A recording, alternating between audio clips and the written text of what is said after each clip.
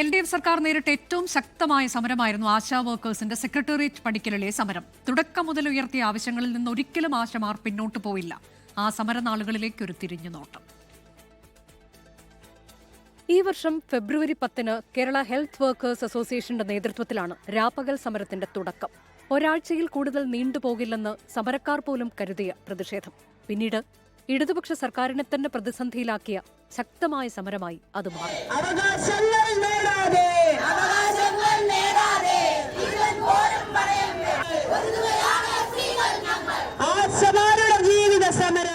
Honorarium വർദ്ധിപ്പിക്കുക, വിരമിക്കൽ ആനുകൂല്യം നൽകുക തുടങ്ങിയവയായിരുന്നു സമരക്കാരുടെ പ്രധാന ആവശ്യങ്ങൾ. പലവട്ടം ചർച്ചകൾ, എന്നാൽ സർക്കാരിന് കടുംപിടുത്തം.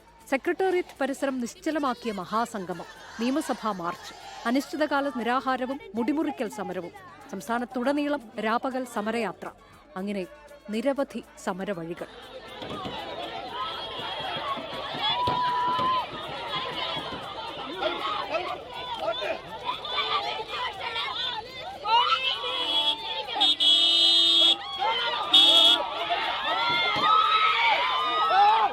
സമരകാലത്തിൽ നിരവധി ആക്ഷേപങ്ങളും ആശമാർ നേരിടേണ്ടി വന്നു.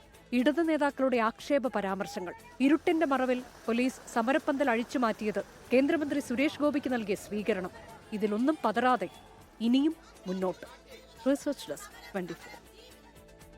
ലോകത്തെവിടെയായാലും ഏത് സമയത്തും 24 വാർത്തകളും ഓഗ്മെന്റഡ് റിയാലിറ്റി പാക്കേജുകളും എക്സ്പ്ലെയിനറുകളും വിശദമായി കാണാൻ ഞങ്ങളുടെ യൂട്യൂബ് ചാനൽ നിങ്ങൾക്ക് സബ്സ്ക്രൈബ് ചെയ്യാം.